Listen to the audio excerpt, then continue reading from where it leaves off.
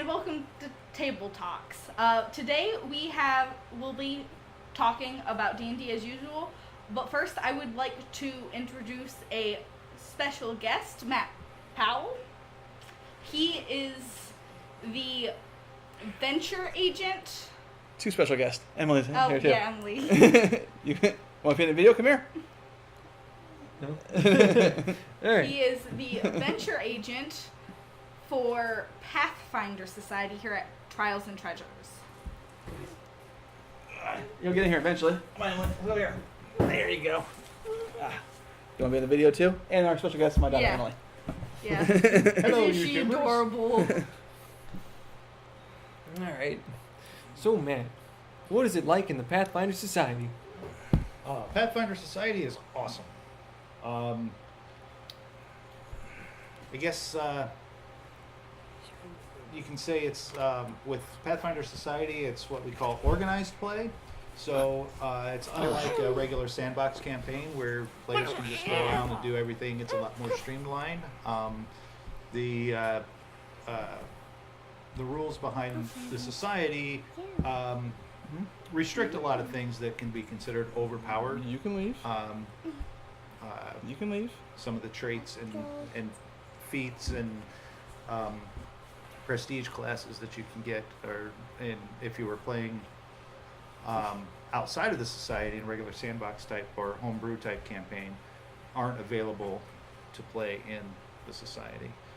And then to stop anyone from arguing over the loot that they find and whatnot, all the loot gets turned in to the society at the end of the scenario.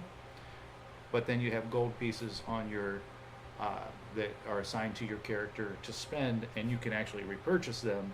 But the gold that you earn for each session of society that you play is assuming that you had sold the loot. Okay. Yeah. Okay. Sounds fair.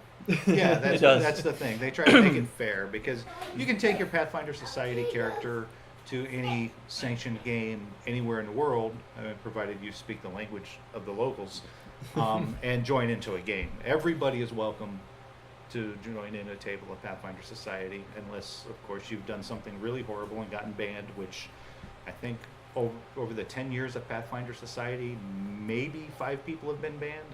So there's you got to be pretty bad to get banned. Yeah. But Anybody you played with get banned? no, All right. no,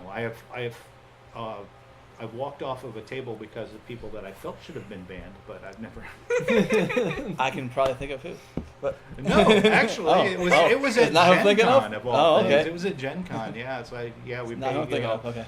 $100 for our ticket to get in there, and then $10 to sit at the table. It wasn't $10. I think it was $3 or $4 to sit at the table and play. And 2 people just decided that they were going to ruin it for everybody. So I walked. So there weren't enough people at the table, and the GM had to cancel the game. That is fantastic justice. It was pretty good, and those guys were livid. But yeah, it's their problem, not mine. I can only have fun if people are sad. Yeah. Exactly. That ruin people's games is only the way to have fun. Okay, so what are some of the main differences between Pathfinder and D&D?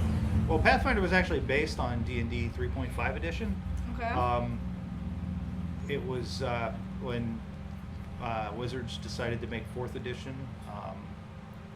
Paizo is the company, the publisher behind Pathfinder. They made a bunch of third-party publications for D&D, but once Wizards decided they're going to stop supporting 3.5 and they were going with 4th edition, Paizo was like, okay, well, you have an open game license, so we're going to make our own game based on your game.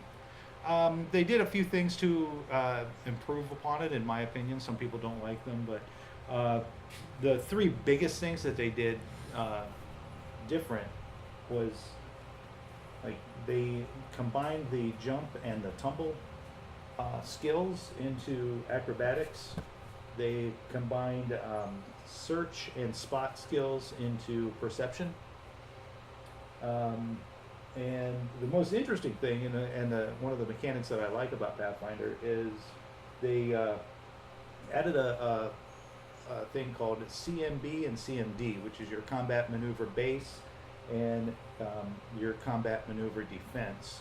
Which the CMD works much like AC. It's a static number. Yeah, that the opponent's trying to hit. Right, Yeah. exactly. And anytime a combat maneuver comes up, it's like overrun, bull rush, tripping, anything like that. You roll in a CMB versus CMD table instead of, Okay.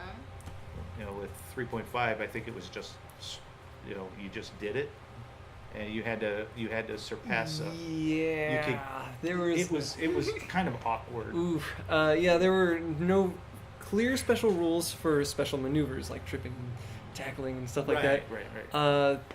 And there are certain weird scenarios where it's just like rules as written versus rules as intended. Right. Where, say for instance, you could just like steal the sword right out of their hands. It's like, well, you make the check, but if you passed it, they don't notice. But if you fail it, you still have their sword. And it was just all kinds of goofy. Right. Oh, and that's another thing. Grappling is handled. There's no more grapple check in Pathfinder. That's also handled with CMB and CMD. Yeah. So you roll your combat maneuver base. They add on that your base attack bonus, your strength modifier, and your size modifier, All into that pot plus a of D20, and that's what you roll. Then your defense is your base attack bonus, your strength, your dex, your size, plus 10. Yeah. And then it gave you clear and precise rules on what happens. However, those that 3.5ers do not fret because any DM worth their salt in 3.5 usually homebrewed something like immediately. They had already an idea in their head because if not immediately, by the third time it came up in the game. Yeah, done. It's written. Either This is DM the or way one of we're the doing players when the player said, "Hey, let's do it this way." So yeah, that's the biggest difference. That's the three biggest differences between Pathfinder and D&D 3.5. Okay. That's what you want, right? So, how many years do you have under your belt as a DM, GM, storyteller? The first game I DM'd was actually a game called Cinnabar. I don't know if you ever heard of that, but it was yeah, it was written by Raven C.S. McCracken, who's a great guy. He's actually a friend of mine on Facebook, and he is since then he's actually recently published the third edition of Cinnabar, and which is kind of surprising to me because like nobody knows about the game. That I've never run into somebody that knows about the game. I mean, I've obviously played the game with a lot of people, but most of them I introduced it to. But yeah, it was a really good game. It was set on this what they call the world ship, which is basically it's a planet that is a ship traveling through space. Oh. Not all the people know that it's a ship. They think it's actually the world. And yeah, it's a pretty awesome game. It's a lot of fun. But that was in probably, I want to say 1992. That's the first game you played, or the first game you? First game I DM'd. First game I played was D&D First Edition. And no, I lied. First game I played was Rifts. Shortly after its release, like a year into its release in 91. The following week, I played D&D First Edition. Also, obviously, 91. And that was my it was very shortly after Desert Storm, after I got out of the Army, I started playing. Oh, so like, what got you into it in the first place? Friends. They were just like, hey, check this out. Actually, they at first they weren't my friends. Like, one of the guys worked at a I'm dating myself. Well, I already have, but a video rental store. I know you youngins don't understand what that is. I know what a video rental this is a- store But this This was is a little local shop. This wasn't Blockbuster. Before DVDs, VHS, right? Yes, I know it was exactly what they are, VHS. and they are delicious. They really are delicious. But yeah, one of the guys worked Emily, there. no, we're not walking around with that. It was And- coming in with a gun. And She's was coming just with, like, okay, I want to steal the show. coming here with a Nerf gun. Yeah. And they used to play D&D in the store, and for a few months they kept trying to get me to play, and I'm like, no, not my thing. And then they finally talked me into it, and I'm like, all right, I'll try it out, and wow, it's been an obsession ever since. So, what made you start DMing? So why did you start DMing? Well, 2 of the 3 dungeon masters, of the first dungeon masters or game masters, referees, whatever they want to call themselves, that I had in those first 2 years I was gaming were really, really bad. Okay. At first, I didn't realize it. I was too ignorant to know. I've heard the story. But then I was like, you know what? I bet you if I ran this game, it'd be a little better. I can make it a lot more fun. So I started, like I got the Cinnabar book and just soaked it in, like everything about the rules and whatnot, and just started running it. And a couple of people were telling me that it's so much more fun. And yeah. There's a lot of powers in the Cinnabar setting, and the first Cinnabar, the DM that introduced me to Cinnabar, he made an NPC that had a sword that contained every power in the game, and this guy was also immortal, so he was a god with beyond god powers, and he would lead everyone around and tell them what to do, and then he would use his mighty sword to solve the puzzles that he created himself. And it's like, dude, Yeah, alright. that was just the worst. Mm-hmm. Yeah, one DM trap, okay? Your NPC is so good, so powerful. Yeah. Man, he's the coolest. Do not fall for this trap. Other people are at the table, they're trying to have fun as well. And if you just lead them by the nose and solve everything, it's just like, behold my glorious NPC. It's not fun. Like, here's a riddle. I know the answer. Like immediately. You just, never mind. Yeah. That same guy, as a player, I will put out puzzles and things like, there was one particular instance, I made like a wizard on top of a tower and all this forest and stuff around him, and he's like, Dinosaur. and I was like, okay, the wizard raises his hands, you can't hear what he's saying, but now lightning is just striking all around. He's like, oh, well, I'm gonna fire arrows at him. I said, you fire arrows at him and they go through him. They just pass through him. It doesn't seem to affect him at all. He got so mad, he started yelling, why? And he just would not continue playing the game. And finally, I ended it. I ended the entire campaign. And I'm like, okay, dude, you want me to solve this for you? It's all an illusion spell. None of this is hurting anybody. It's an illusion spell. And it was just like, no, I can't play with people like that, you know? Yeah. Be chill. Try to figure out the problems the DM posts in front of you instead of getting mad about them. Figure them out. My first attempt has failed. Clearly, it's impossill. Yeah. Right. Flips the table. Emma's trying to steal the show, by the way. Emily always Yeah, steals the show. She needs to She's take awesome. side and stay on side. She's hijacking it. It's hers. Emily's show. So I have a question. So tell us about Pathfinder. Like your game running at the shop Wednesdays. Like yesterday's game. What were some of the highlights? Yesterday's game's highlights. Or lowlights. Or lowlights. Well, they Those are fun, too. survived. Yeah. Well, we survived. I actually wasn't DMing yesterday. Zach was. But we survived. I had the foresight to purchase a necklace of fireballs, and we went up against giant ant swarms. So That was It worked out well. hate necklace of fireballs. I hate them so much. Why? Just because they get blow up around your neck? You know, you're basically wearing a bomb vest. I know, it's cool. You're like, wow, this is the best tool ever, and it's And just then, like then Wizard goes fireball, and you're just one explosion. Doesn't even have to be a fireball. Someone just pushes you in a campfire. It's over. It's over. Fortunately, I didn't get pushed into a campfire. All right, good or, for you. Or fireball. Someone punches you in the chest, Yeah. breaking one of them. That explodes, chain blast the other one, they all explode. And, yeah, And what a then good die. campaign. Everyone had a bomb collar. And we have that. And... Are you trying to pay us to be in the video? Sweetie, you're in the video. You All don't right, have to we pay will for it. try and do our It's best gold. to wrap this up real quick. We're going to give out some sick monsters. What's the sickest monster you think of? One of my favorites is the owlbear.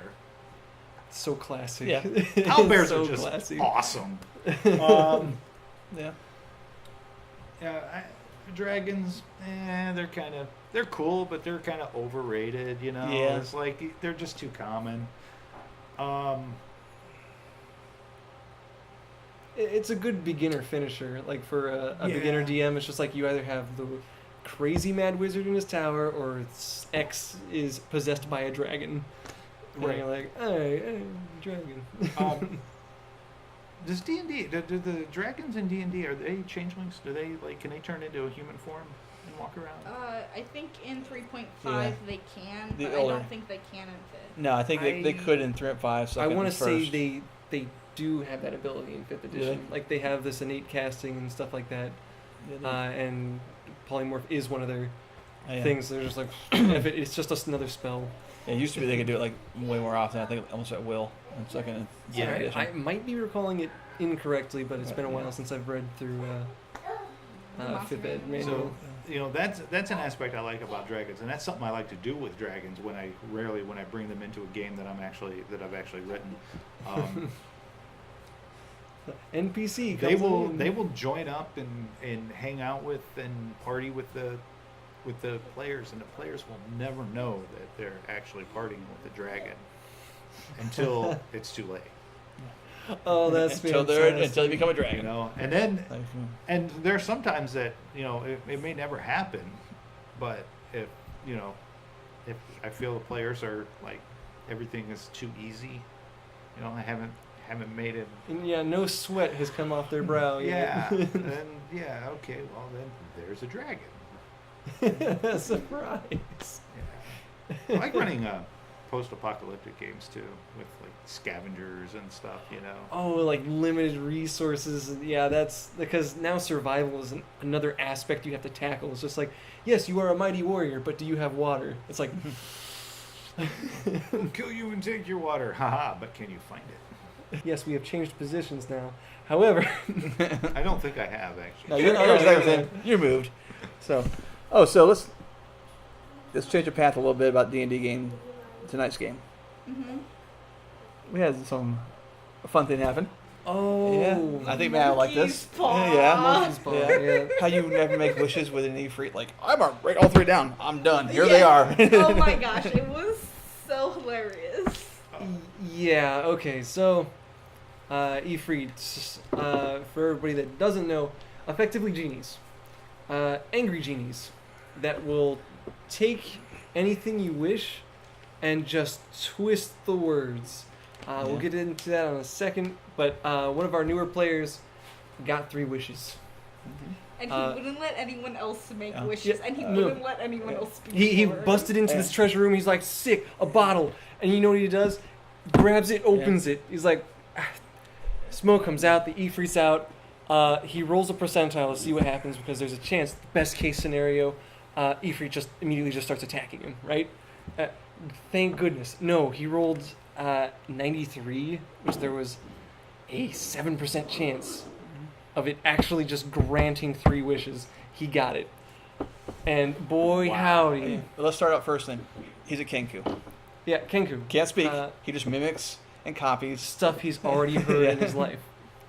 So he can't create any original Yeah. things. You can splice things together to make a conversation, but anything original to like a deeper extent, you can't do it. Wow. So he had to write them down, and he just went bam, bam, bam. he wrote down his wishes on a piece of paper before anything else happened. So Genie's like pretty nonchalant. I mean, 3 wishes. What do you want? And he wouldn't accept help from anybody. Yeah, no, would not accept help.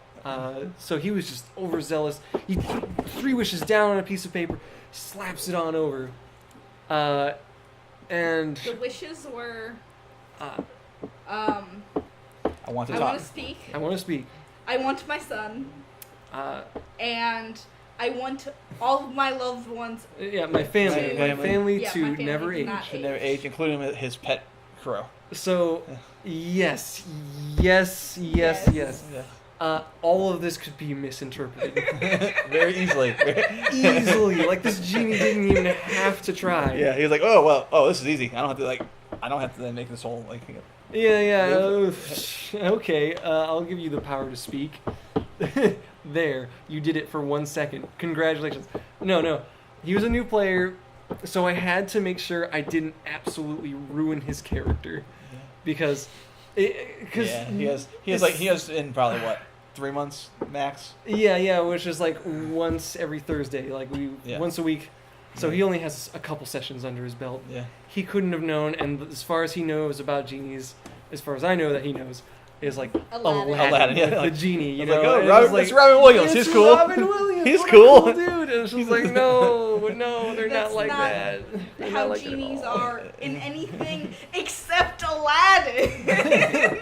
So Like classic genie lore even says that they do the whole they're shit. full of hate. It's all hate. All right. So number 1, he wishes to speak. He wishes to speak, and then everybody's just like, okay, so I don't want him to just burn this wish away, so I'm just gonna roll this d20, and it was like a natural 20. I'm just like, you know what? The genie's just gonna give you what you want. So he has this very soothing voice. We just call it the Morgan Freeman voice, right? Yeah. But what he should have done is wish 1 wish at a time, wish to speak, No, and then spoke his other 2 wishes. Dude, But in his he hand, can always stuffed it in speak, the but he genie's sounds hand. like Morgan Freeman, and he can only talk about penguins. All about penguins. Right. Every paragraph. Do it. It would ruin his character. Yeah. He's already having a bad time with his Kenku because he's coming up with original ideas, and it's just like, that sounds pretty original. This time I'm gonna let it slide. Yeah. Like, yeah. He's a new player. He can't talk already, so it's yeah. like, So he's already like fighting an uphill battle. yeah. So the second one, But did he not decide to be the king? He did. Yes, he decided to be a king. he wanted to be the Kenku because Birdman. There were very limited Birdman races, and this is the only one. Yeah. Second wish, he wants his son. So his character lost his son. Okay, his adopted son. Yeah, his adopted son is out somewhere out there in the world, and he's trying to find him. So he's like, dude, a wish, I can get that son real quick. So what he gets is a marble-sized glowing ball. That's his son's soul. There it is. Yeah. That's your son. Your son's soul is in this little gem. Yes, his son. But now his son is essentially dead. Well, his soul's just in a gem. Yeah, So here it is. now he needs to find his He son needs to walking find around his soulless son's to give him his soul soulless back. Body. Yeah. Yeah. And again, everyone's like, we'll help you, and then he just takes off. Yeah, no. After like the third wish was resolved, he was gone. He immediately Yeah. took off out of the Midnight Castle of Midnight Moon. Yeah. The third wish was his family does not age. Yeah. All right, they cannot. Or him. Yeah, him and his family do not age. This could be taken anyway. The first thing that came to my mind, I'm petrifying this guy, and I'm like, I can't do that. It's going to absolutely kill his character, and just like, if it was a veteran, somebody who's played it for years and stuff like that, and they slip up, oh yeah, go on. You're gonna Character. destroy him. Petrify, Destroy him. make him a tree. Yeah, you hope your party's gonna find some way to unpetrify you and your entire family, because this is what's happening now. If it was Robert, I totally would have done it. Yeah. Robert has enough experience. He knows. Yeah. He knows the genies. So No. that we had many options: constructs, vampires, ghosty people, energy beings, you name it. If it doesn't age to death, you're that. So we effectively decided it was going to be undead. He doesn't know he's undead. He doesn't look undead. He's just classified as undead and takes all the perks and problems with it. So, yeah, so he can't be healed regularly anymore. And we decided to take that 3.5 rule where harm is effectively negative energy and it can help heal undead, or else he's just downright screwed in any circumstance where he loses his health.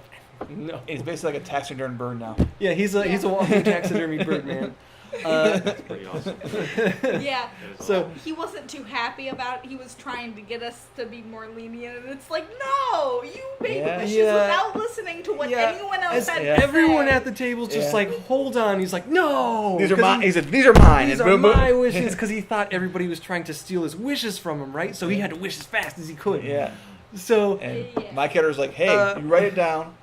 I'll tell him what you want. No. Let's just throw this freaking gnome away. Get out of here, gnome. Yeah. So that's what happens. So his son's undead soulless body is out there. Anybody else that he considers family is also undead. So his son's undead too. Yes. His son's undead and soulless. Soulless, or at least his body is. Like his soul's there in his hand. Yeah. And he can speak like Morgan Freeman. That's a plus. Yeah, that's a plus. My character did not say to my character like, "Hey, your son's dead, but at least you can talk now." I did not say that. Oh boy, yeah, that would have went over better. Well, anyway, that's what happened. Yeah. In our session today, which is pretty fun. That's awesome. I had to hold back because I was just like, I have 3 ways of ending this character, and I'm like, You had about 3,000 ways of ending that character. There were so many different possibilities. Yeah, I would have done the same thing you did because he's a newer player. If it was an older player, I'd been like, oh, okay, If you would have done that, I'm like, if you were like, this, like, really? You're playing games for how long? Well, that's a good question. We asked Matt about that. When did you start playing role-playing games? A year. A year ago? No. I was like, a year ago. I was like, no, dude. I want to say it was 2008, but that might be wrong. Is it the first time you played with me? No. The first time I played was with Donald. Vampire the Masquerade. I was just gonna say, was it Vampire? It was Vampire. It's always Vampire. Like, it's, if it wasn't D&D, it was probably Vampire. D&D had to be like right after that, right? Yeah, D&D was right after that because I got into it, and I have never heard a good experience with your first game was Vampire the Masquerade, and you had a good time. I've never heard that. Like, I keep hearing, first time someone plays Vampire the Masquerade, they're assassinated by every other player character. Yeah. 100% of the time. You leave in the comments a mythical story that is not true about how the first time you played. I'm sure someone out there has a great story of how good it was. How they didn't get murdered by players. But yeah, so I didn't let it sour my mood on tabletop RPGs. I'm just like, okay, clearly the people I was playing with was just not fun people to play with. So Vince had a shop like years back, and he was playing this massive group of D&D. Now I was undated. Years back. Centuries. Picture it. Yeah. So it was black and white at that time. Yeah. Back in times of old. Vincent's. So Before the asteroid killed the dinosaur. Oh yeah, there was a pterodactyl that would not leave us alone. Yeah, just sat on top of the building, made noises all day. So anyway, I'll try to go through this quickly. But yeah, Vince had like this huge table of people, and I seen him rolling dice and stuff like that. I was just like, hey, what's going on here? And I eventually got into the game, made the most amazing choice ever, and I was just like, I can be a support character who just like focuses on healing. I can at least do that. So were you a cleric? I was a cleric. That was my first D&D. Right.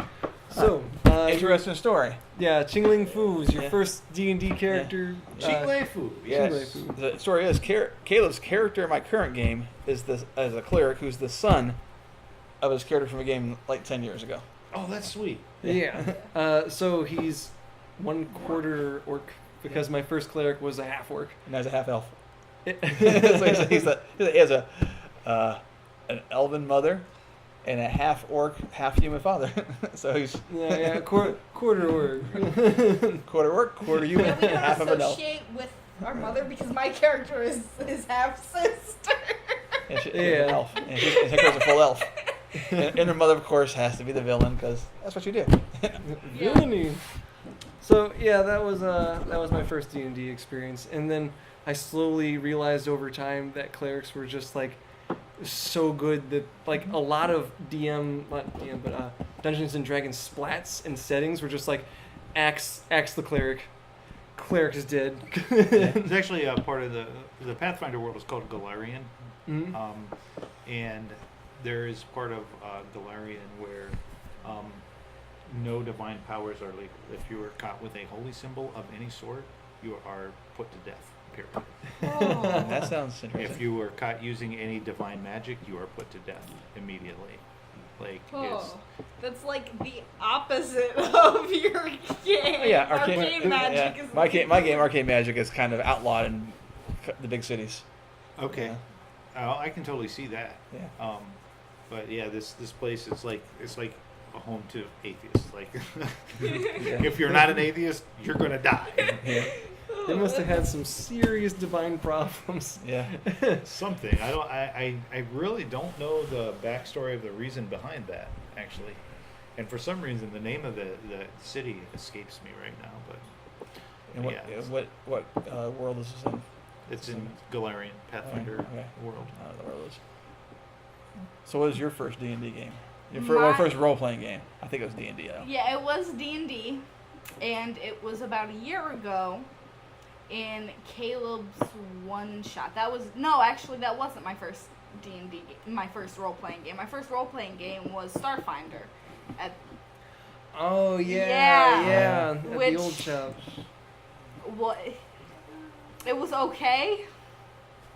I like sci-fi. That was There's better nothing for wrong me with than sci-fi. anyone I else. think the main issue that I had, I don't have a problem with sci-fi.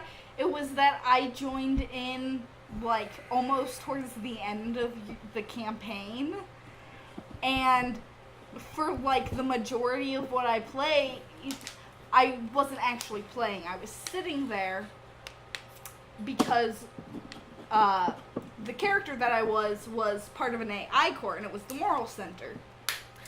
Oh Yeah. like where you're just like Yeah. I want to play, but I don't want to get in like full committed.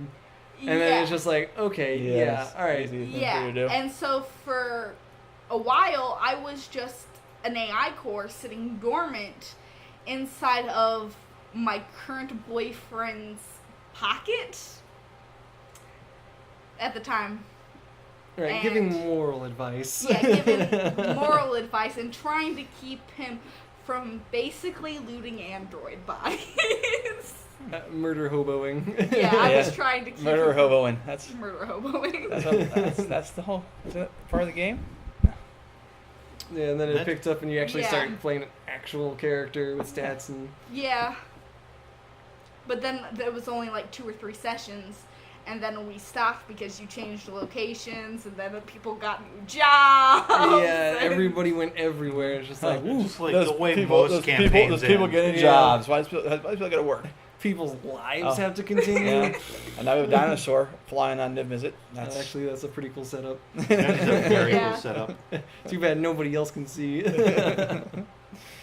Anyway. Yeah, first experiences.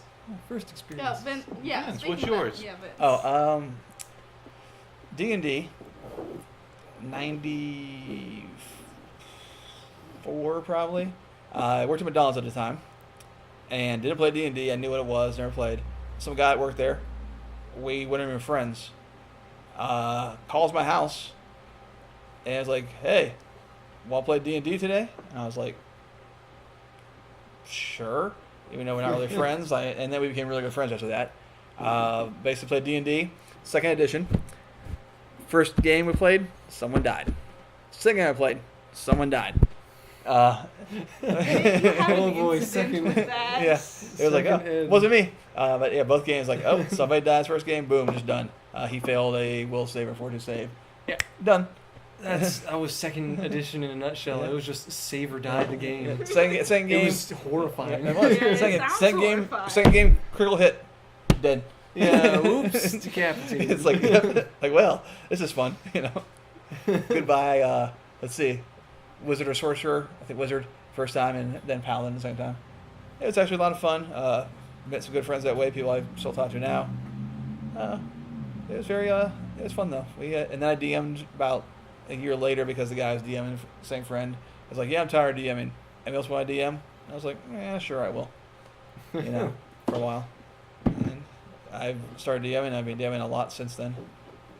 After a long lull of DMing. I didn't play D&D for a long time. I got a question for you guys. When you run NPCs, do they have individual voices? He does voices, I do not. Kayla has voices for I have voices for Caleb, discuss the listeners with cheesy poof. Oh. What? Yeah, okay. So, Cheesy Poof was something I made up for, like, Mage the Ascension. Basically, fat, disgusting decadence incarnate. So, anytime I have, like, some seriously corrupt noble, I usually just do the Cheesy Poof voices, which is, like, the fattest voice I can muster in my body. What is a fat voice? Do it. Here we are to use disgusting voices. You must understand, I am a man of business and culture. So, Very good. Yeah. So, Okay, I can see that as Now- a fat, disgusting voice. And now do your voice for nobles. Like just regular nobles. this is here, for you must understand that in nobility, you're on the upper crust. Yeah. Every single guard ever. Yeah. Every single you Cockney accent Yeah. immediately. Like, usually I have occupation equals voice. So it's like, what you doing there, my lord? Because it could Right. easily pass over for a villager voice. Yeah. Do you do voices? Oh yeah, absolutely. for all my characters. Yeah. See. Matt does voices Oh, spectacularly. I want to, but then again, it's like, okay, if I do a voice every character different, then I forget. Like, wait a minute. Okay, hold Right. on. Yeah, I'm talking to this guy, so I got to think of this guy's voice was because you haven't talked to him in 4 sessions. So I'm like, oh, it's been a month. Now they're talking to this guy again. That's why I stick with occupation Yeah. equals voice, Yeah. because it's like it's easy to remember the merchant, the tavern keeper, etc., Yeah. etc. And my female voices, they all seem like very sarcastic. Even the nice ones, like, yeah, she has sarcasm, nonstop. Are they being Like, sarcastic? yeah, like. And even my player characters all have their own voice as well. That's fun. That's Yeah. And I really, really try to stay in character at the table. It's hard sometimes when other people aren't, but I try to stay with my character voice. If I'm playing as a player character and I'm speaking like this, I'm speaking out of character. Yeah. But my barbarian, it's like, oh bloody hell! What the frick is going on with that? I don't know what I'm gonna do with this. I'm gonna just check my accent. I'm just chop him up and just We could not get people. We cannot do that because two people we play, they like to talk about previous characters from other games, just out of the blue. That really drives me And, nuts sometimes. Like I once had this. I when- once had this barbarian. It's like we don't care. Well, it's really fascinating. Yeah. Completely irrelevant. I Yeah. believe I actually got that phrase from Caleb Yeah. Really? a few Sounds years like ago Caleb when phrase. somebody did that Yeah. during one of our games. Yeah. One time he was sitting in on a Pathfinder game, and he's like, "Man, that guy likes to talk a lot. Really fascinating, but totally irrelevant." We need to start doing that with some of these players. Yeah, because they just want to. Yeah. And then- Oh man. The worst that do this, like, if you have like a 7-hour session and you're just, this is your day. This is the entire day. It's like, yeah, regale me of the time Radnock Sticklefink did something. Yeah. It's fine, especially when he's like, when Radnock was in the Because swamp. I am the mighty wizard Rodnock Stilvink, and you will rue the day you crossed me. Ah! Put me down! Unhand me! Ah! Put me down, you barbarian fool! I am a mighty wizard! You will put me down now! You're lucky you put me down when you did. I was about to cast on you. You don't want me to cast on you. I'm a mighty wizard! Rotnuck is awesome. Yeah, so you have all day, and then you regale me like for like a minute about the situation, and it's like, okay, yeah, that was fun. But when you have like a fixed time, it's like I have this 3-hour window, and you spent 15 minutes telling me about how you optimize his nipple rubbing stat, and I'm just like, Yeah. Yeah, or your players who aren't even playing the game. oh, They're yeah, standing walk off to on the in, sidelines they're watching. just They're like, yeah, remember this character? It's like, shut up, man, come on. Or like they'll come in and start talking about other games that Or they'll just or come not even in- games, just other yeah, things. other like, things. They'll come up to you, and they're not part of your game, and they're just sitting there trying to have a conversation with you about random. Oh, eggs. You yeah. you ever seen this TV show? It's like, I'm in the middle of something. Yeah, go yes, away. yes, we've seen that. We've all seen that show. It's got nothing to do with this game. It's not even fantasy based. You know. Oh man, the worst are, what was it? There are some vampire LARP players, like even if have you played the Munchkin game? Oh, I love Munchkin. Yeah. Well, there's this one edition where it's just like the I don't even think it was the World of Darkness expansion, but it's literally the Munchkin one where you flip the card and it's a vampire, and like you lose a level if you don't pass it, where it's just like he corners you and tells you about his vampire character. It's so true. The stereotype is so true. That's true. They will tell Nice. you about their vampire character forever. Yeah. About everything they ever did and all the plots and the schemes, and it's just like, even when it's a current character, you're just like, dude, stop that. Like, somebody's just going to overhear you, and they're just going to like confuse what they know and what they don't know for their character. Like, it's so bad. Yeah, number one, we're not playing vampire. Yeah, and you're playing D&D, and it's like, so that's when my character went to the subway, and it's like, stop it. And the other guy's like, I want to go to the subway. It's like, no, you're not going to the Get outta subway. here, go You're not away. going to the subway. You know? But yeah, okay, sorry, I digress. We're back on the track. Sorry, we derailed. We got. Oh, derailing's fun. Yeah. That's all that. Anyway, Anyway, Yeah, derail. unless you're the DM. Yeah, unless you play actually derailing a game. Like, yeah. But was there any other topics we needed to cover? No, I think that was it. Yeah. All right. Well, And we covered a lot we didn't. We didn't intend to cover, so that's always fun. We'd like to. First of all, Okay. Yep. we want to Yeah. thank Yeah. Matt for coming. Yeah. Matt being here. Yeah. You're welcome. And Thanks for Matt, having me. Yeah. You want Yeah. to do it again? Absolutely. Okay. We need to do one about sci-fi games. Sci-fi We games? will definitely Yeah. be doing that. Yeah, we also need to do it. Yes. Yeah. Okay. Because that is definitely on the agenda. Yeah. Sweet. I want to be here for that. Good. All right. Well, that's it for Table Talks. Yep, that's it. Thanks. Thanks. Yep, thanks for watching. Don't forget to like, subscribe, and share. I'm gonna do that. Yeah, there's Yeah. gonna be Oh, an okay. individual Yeah. like Cards. subscribe, hit the bell, Yeah. slap the cat. Yeah, slap the